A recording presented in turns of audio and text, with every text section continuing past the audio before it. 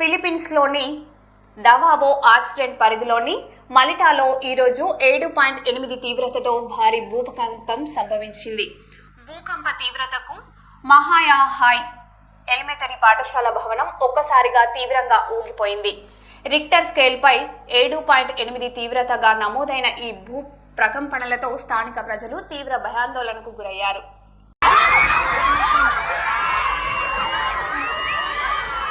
Bantay mo, anak. Bantay mo, di ate.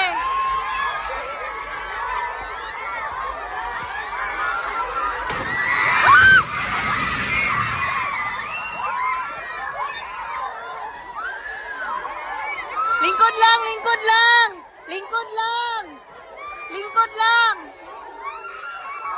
Lingkod lang. Lingkod. Tumagilap, tumagilap. Lingkod lang. Lingkod lang. Lingkod lang, lingkod lang. Lingkod lang.